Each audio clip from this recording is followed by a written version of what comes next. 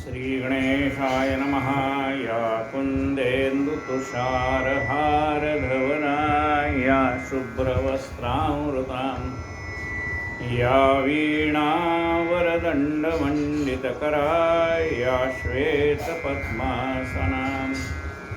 या ब्रह्माच्युतशङ्करप्रभृतिभिर्देवैः सदा वन्दिता सा मां पातु सरस्वती भगवती निःशेषजाड्यापहाम्।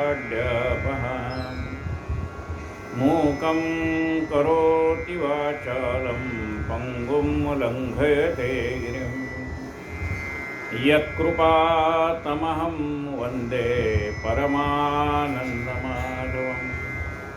नारायणं नमस्कृत्य नरं चैव नरोत्तमं देवी सरस्वतीं व्यासं ततो जयमुदीरये। वसुदेवसुतं देवं कंसचाणूरमर्दनं देवकी परमानन्दं कृष्णं वन्दे जगद्गुरुं।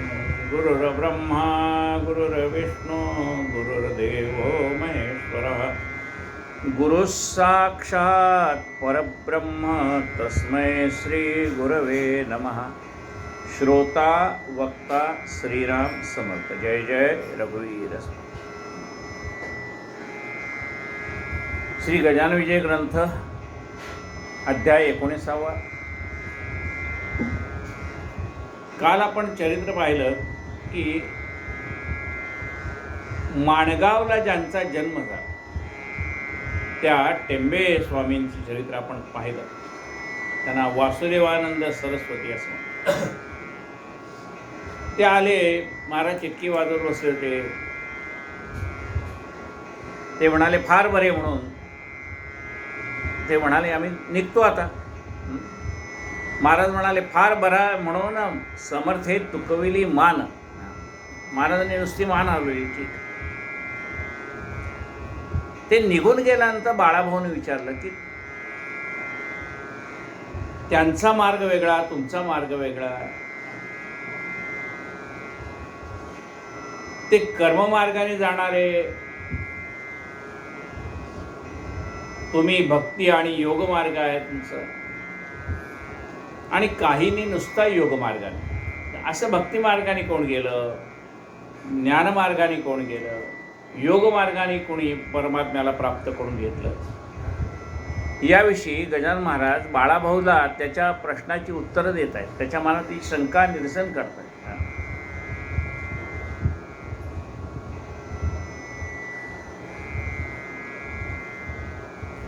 या तिन्ही मार्गाचे अंतिम फळ ज्ञान साचे परिते ज्ञान प्रेमाचे विनसता कामा नये. या तिन्ही मार्गाचं अंतिम फळ काय आहे? या तिन्ही मार्गाचे अंतिम फळ ज्ञान साचे. या तिन्ही मार्गाने काय मिळतं? अंतिम फळ काय? तर ज्ञानाची प्राप्ती. कारण ज्ञानाशिवाय परमात्मा प्राप्त होत नाही. म्हणून या तिन्ही मार्गाने गेला तर तुम्हाला काय होतं? ज्ञान प्राप्त होतं. कसलं ज्ञान? व्यावहारिक ज्ञान तर आपल्याकडे आहेच आहे ना. आपण निरनिराळे उद्योग व्यवसाय करतो, आपण 2 पैसे कमवतो, हे ज्ञान आपल्याकडे आहेच. पण ज्या ज्ञानाने भगवंत प्राप्त होतो ते ज्ञान या तिन्ही मार्गाने जाणाऱ्याला अंतिम काय प्राप्त होतं? ते ज्ञान प्राप्त होतं. ज्या ज्ञानाच्या योगाने तो सच्चिदानंद परमात्मा आपलासा होतो, त्याच्यामध्ये आणि आपल्यामधला सगळा भेद नाहीसा होऊन जातो. अभेद भक्ती प्राप्त होते. ते ज्ञान या तिन्ही मार्गाचं अंतिम फळ आहे. पण मग नुसतं ज्ञान का कामाचं आहे? नुसत्या ज्ञानाने माणसाला अहंकार होईल. म्हणून ते म्हणतात की नुसतं ज्ञान नको. ते ज्ञान भक्ती आणि प्रेमपूर्वक आलेलं ज्ञान पाहिजे.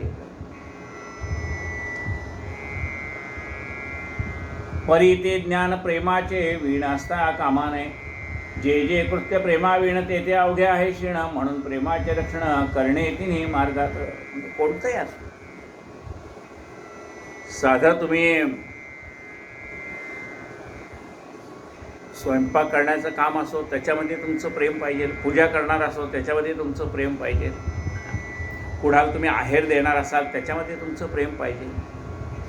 एक बघा दोन प्रकारचं, एक म्हणजे आपलं कर्तव्य कर्म करायचं म्हणून केलेला आहेर निराळा, आणि प्रेमाने दिलेला आहेर निराळा. म्हणजे तो नुसता व्यवहार म्हणून दिलेला वेगळा आणि प्रेमाने दिलेला वेगळा. म्हणून जे काही करायचंय, मग तो प्रपंच असो का परमार्थ, प्रपंचात सुद्धा प्रेमच पाहिजे आणि परमार्थात सुद्धा प्रेमच पाहिजे. पण प्रपंच हा पैशाशिवाय होत नाही, म्हणजे त्याला पैसा लागतो, नाहीतर मग प्रपंच कसा होईल. पण परमार्थाला पैसा लागत नाही. परमार्थामध्ये द्यायचं सुद्धा एकच आणि घ्यायचं सुद्धा एकच. काय? परमार्थामध्ये द्यायचं तेही प्रेमच आणि भगवंताकडून घ्यायचंय तेही प्रेमच. म्हणून या भक्ती मार्गामध्ये प्रेमाशिवाय दुसरं काही नाही आहे. आत्मा अवघ्यांचा एक, तेथे न पडे कदा फरक, शरीर वेद व्यावहारिक, त्याचे कौतुक काही नसे. सर्वांचा आत्मा एकच आहे. मग तो ज्ञानमार्गाने जाणारा असो, भक्ती मार्गाने जाणारा असो, का कर्ममार्गाने जाणारा असो. तीच्या तिन्ही मार्गाची स्थिती तंतोतंसाची, बाह्य स्वरूपे भिन्न त्यांची, परिमूळ कारणे कसे. मुक्कामास गेल्यावर मार्गाचा नवोदय विचार, जो मार्गी चालतो नर, महत्त्व त्याचे त्यास वाटे. पंथ चालण्या आरंभ झाला परी मुक्कामास नाही गेला, शाताच होतो मला तंटा पंथा विवानाने. या तिन्ही मार्गाचे ते पांथ, मुक्कामी पोचल्या होते संत, मग तयांच्या संबंधात द्वैत नसे तुलेही. वशिष्ठ, वामदेव, जमदग्नी, अत्री, पराशर, शांडिल्य मुनी कर्ममार्गाच्या शिवनी मुक्कामास पोचले. वशिष्ठ ऋषी असोत, वामदेव ऋषी असोत, जमदग्नी असोत, अत्री ऋषी असोत.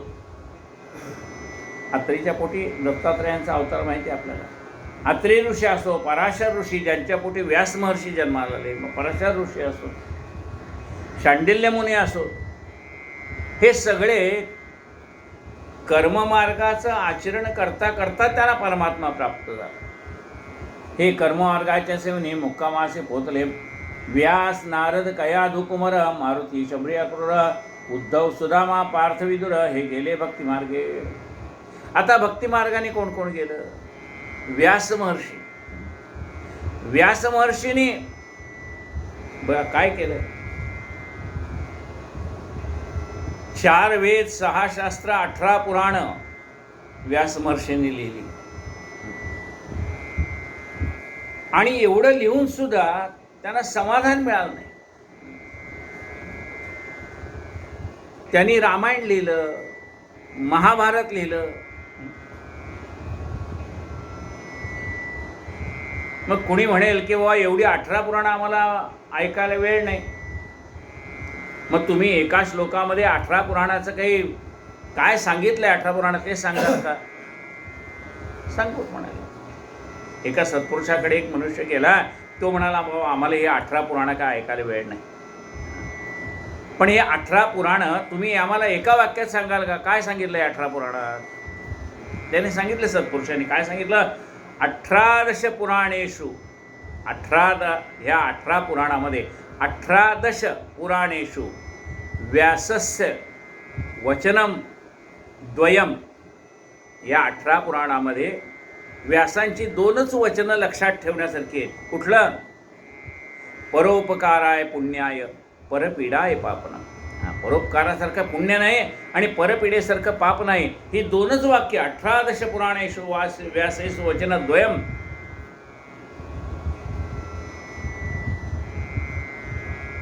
परोपकाराय पुण्याय, परपीडाय पाप.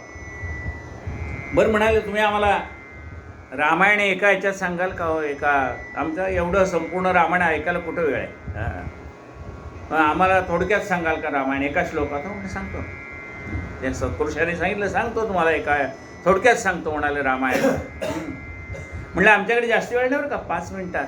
अरे 5 मिनिटं कशाला म्हणले, 1 मिनिटात सांगतो. काय? आदौ राम तपोवनादिगमनं हत्वा मृगः कांचनं, वैदेही हरणं जटायुमरणं, सुग्रीव संभाषणं, वाली निर्दलनं, समुद्रतरणं, लंकापुरी दाहनं, पश्चाद् रावण कुंभकर्ण हननम् एतत्य रामायणम्. हो. मग म्हणले महाराज आम्हाला महाभारत भागवत सुद्धा थोडक्यात सांगता येईल का? हो, नाही सांगता येईल. न सांगता येईल काय? अहो ते महर्षी होते. आदौ देवकी देव गर्भजननं गोपी ग्रहे वर्धनं माया पूतन जीवतापहरणं कंस छेदनं. त्यांनी सांगितलं काय? आदौ देवकी देव गर्भजननं गोपी ग्रहे वर्धनं माया पूतन जीवतापहरणं गोवर्धनोद्धारणं कंसच्छेदन कौरवादि हननं कुंती सुतपालनं एतद् भागवतः पुराण पुण्यकथितं श्रीकृष्ण लीलामृतम. भागवतामध्ये एका दशमस्कंद हा नुसता कृष्णलीलेसाठी सगळ्यात मोठा स्कंद आहे. कृष्णलीलाच आहे त्याच्यामध्ये. संबंध भागवत म्हणाले एका श्लोकात सांगितलं. असे व्यास महर्षी, त्या व्यास महर्षीने एवढे ग्रंथ लिहिल्यानंतर सुद्धा त्यांना काही चैन पडेना. मग नारद भेटले, म्हणले का हो एवढे सचिंत का? नाही म्हणले एवढे ग्रंथ लिहिले पण मला काही मनाला समाधान मिळालं नाही. मग म्हणाले असं कर, ज्याच्यामध्ये केवळ भक्ती आणि प्रेम आहे असा ग्रंथ लिही. आणि म्हणून मग त्यांनी भागवत कथा लिहिली.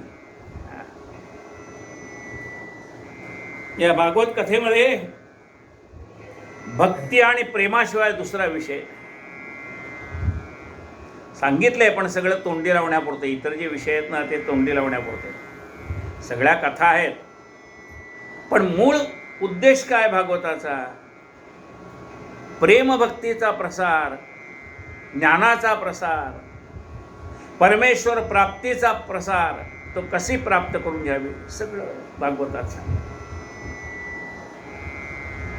व्यास नारद कयादू कुमार. भक्ती मार्गाने कोण गेले? व्यास महर्षी गेले, त्यांना परमात्मा भेटला. व्यास नारद महर्षी.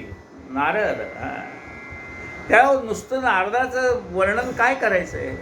नुसतं कानावर जर स्वर पडले ना, श्रीमन्नारायण नारायण नारायण, अखंड मुखामध्ये नारायण नारायण असं नाम आहे. नारायण नुसता शब्द ऐकला तर असं वाटतं की नारद महर्षी आले. की कीर्तनाची जी परंपरा आहे ना ती नारदाने सुरू केलेली आहे. म्हणून कीर्तनकार ज्या ठिकाणी उभारून कीर्तन करतात त्यांना म्हणतात ही नारदाची गादी आहे. प्रवचनकार ज्या व्यासपीठावर बसून करतात ती व्यासांची गादी आहे, म्हणून त्याला व्यासपीठ म्हटलेलं आहे. ती कीर्तनकारांची आहे, ती नारदाची गादी. आणि प्रवचनकार ज्या ठिकाणी बसून करतात ते व्यासांचं पीठ आहे, म्हणजे त्या व्यासपीठावर बसून व्यासाने कथा सांगितली म्हणून ती व्यासपीठ म्हणलेलं आहे त्याला. नारद कयाधू कुमार. कयाधू कुमार कोण? प्रल्हाद. कयाधू कुमार मारुती शबरी अक्रूर. मारुतरायाने काय केलं? भक्तीने तो देव आपलासा केला. मारुती बघा मारुतीने काय मागितलं? आपल्यासारखे असते तर बघा, बिभीषणाला लंकेचं राज्य मिळालं, सुग्रीवाला किष्किंधेचं राज्य मिळालं, अंगदाला युवराजपद मिळालं, जांबवंताची मल्लयुद्धाची खुमखुमी द्वापारयुगात कृष्णाने ती दूर करून टाकली. म्हणजे प्रत्येकाला ज्याला पाहिजे ते दिले. शबरीची इच्छा राहिली होती की बाललीला पाहिजे, ती पण त्यांनी द्वापारयुगामध्ये पूर्ण केली. सगळ्याला सगळं दिलं. आणि मारुतीला भरताने विचारलं, रामा तुम्ही सगळं दिलं हो, पण म्हणाले एक राहिला की. पण म्हणले मारुती. तो एकटाच राहिलाय. ज्याच्यामुळे संबंध हे राम आहे. काय त्याला तुम्ही काय नाव दिले? सीता शोकहरण. सीतेचा शोकहरण करणारा, लक्ष्मणाचा प्राण वाचवणारा. त्यांनी तो पर्वत आणला, द्रोणागिरी पर्वत. मग एवढं आहे तुम्हाला. अहिरावण महिरावणाच्या ह्याच्यातनं सोडवलं त्यांनी. मग इतके ज्याचे आपल्यावरती, ज्यांनी एवढं तुमच्यासाठी केलंय, त्याला म्हणाले तुम्ही काहीच दिलं नाही. रामाने भरताला फार सुंदर सांगितलं. काय म्हणतात? भरत भाई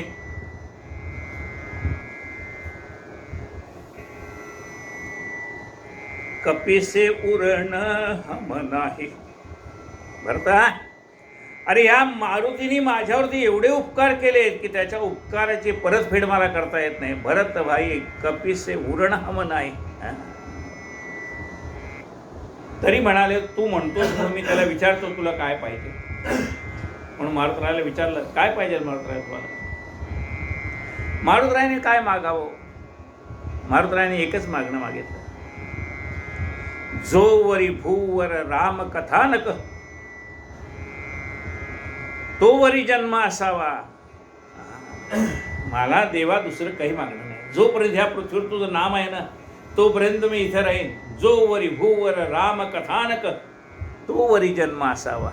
तोपर्यंत मला दीर्घायुष्य दे की मला हे रामनाम सतत कानावर पडेल.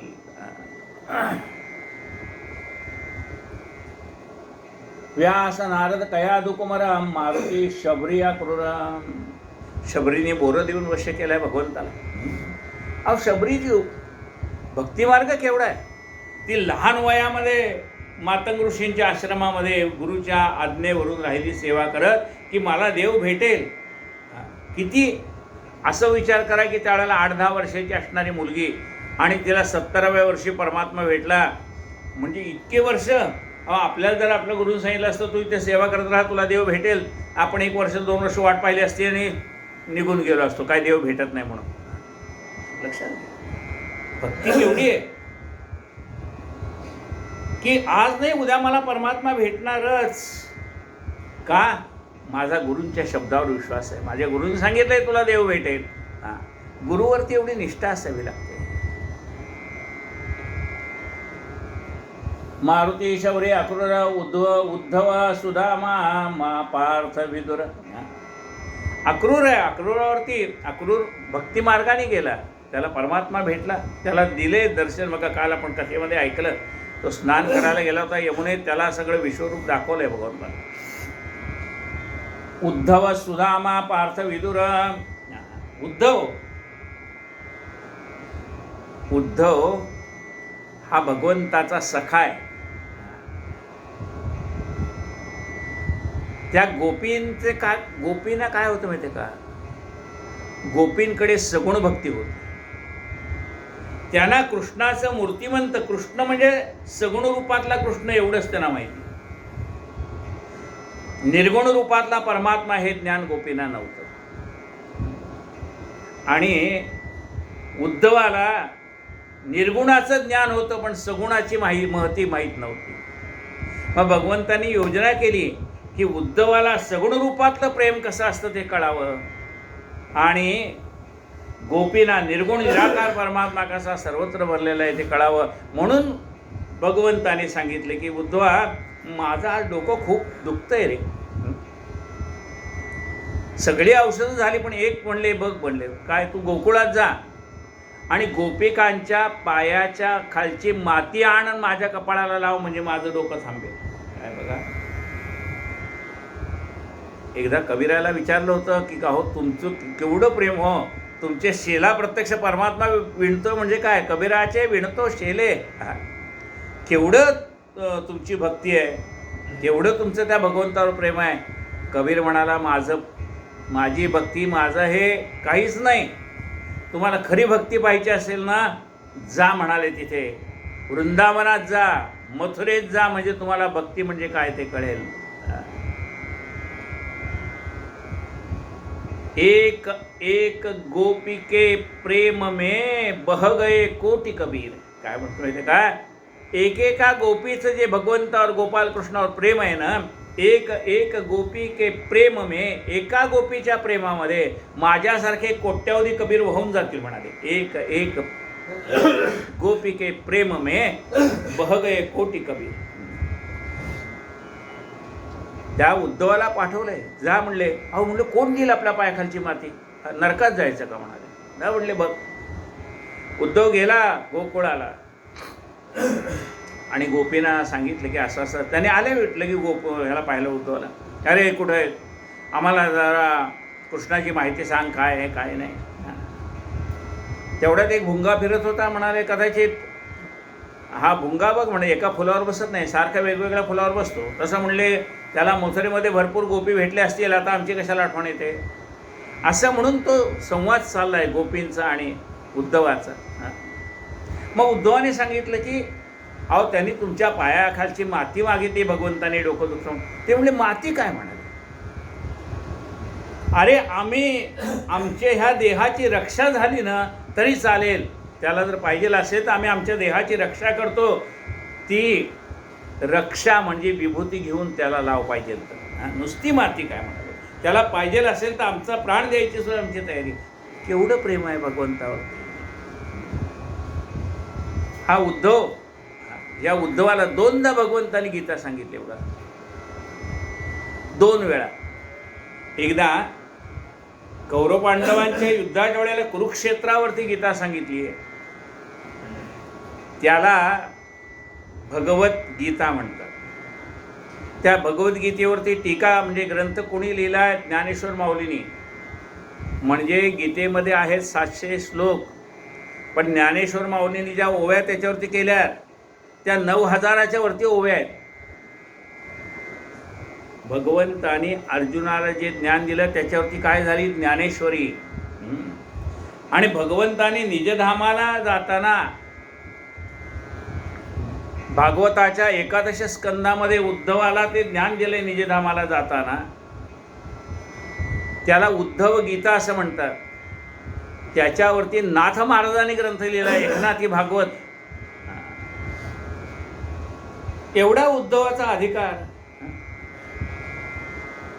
उद्धव सुदामा पार्थ विदुर. सुदाम देवाची कथा आपल्याला माहितीच आहे.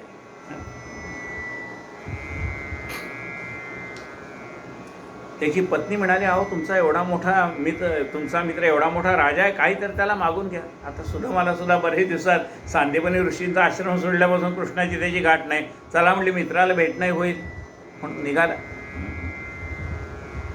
अगं म्हणले पण मित्राकडे जाताना रिक्त हस्ताने जाऊ नये.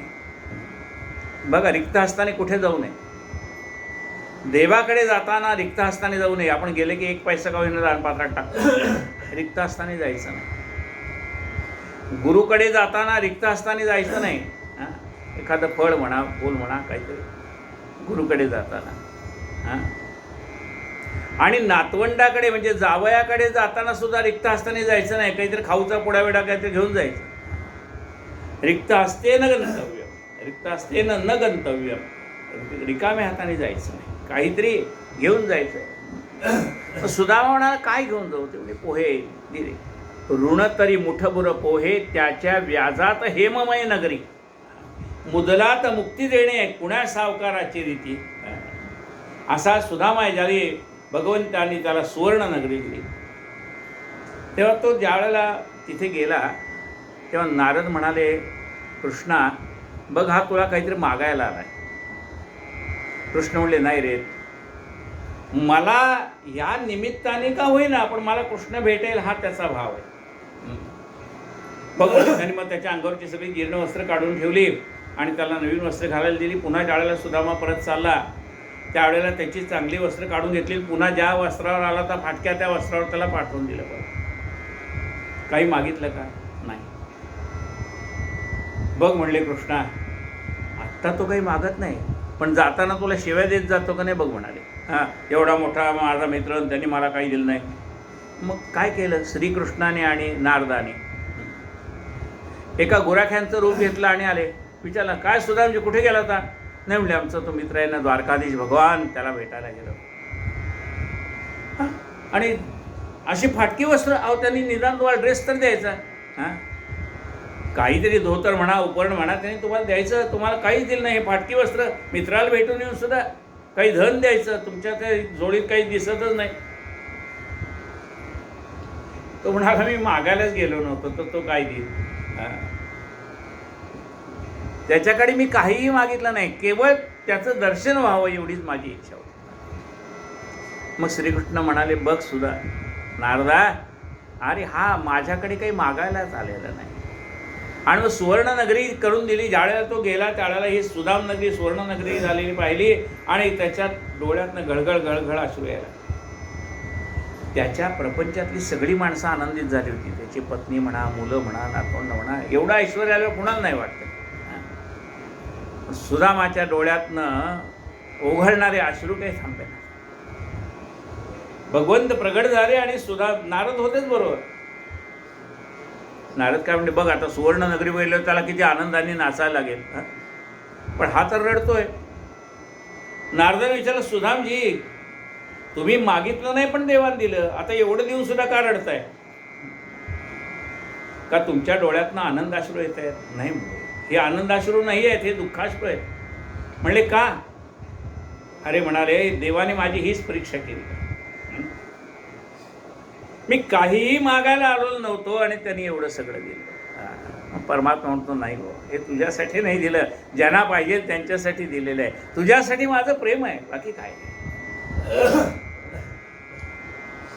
उद्धव सुदामा पार्थ विदुर हे गेले भक्ती मार्गे. उद्धव असो, सुदामा असो, अर्जुन असो, पार्थ, विदुराच्या घरी कड्या खाल्ल्या आपल्याला माहिती आहे. विदुर हे गेले भक्ती मार्गे. श्री शंकराचार्य गुरुवर मच्छिंद्र गोरखजानंद्र हे चढले जिना थोर या योगमार्गाचा. योगमार्गाने कोण गेलं? आद्य शंकराचार्य ते ह्या योगमार्गाने गेले. नवनाथ, मच्छिंद्रनाथ, गोरक्षनाथ सगळे या मार्गाने गेले, योगमार्गाने गेले. मच्छिंद्र गोरखजानंद्र हे चढले जिना थोर या योगमार्गाचा. जो वशिष्ठा लाभ झाला तोच विदुराच्या पदरी पडला, तोच मच्छिंद्राने भोगला फळा माझे भेदरस. हे बरं,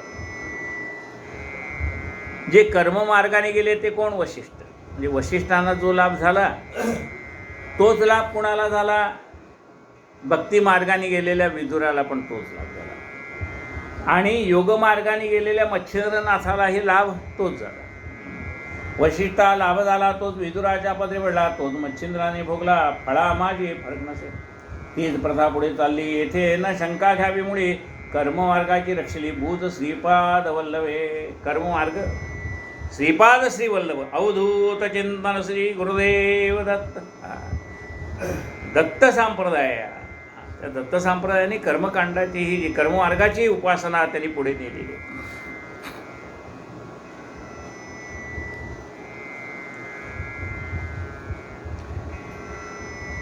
जनार्दन स्वामी नाथ महाराजांचे गुरु.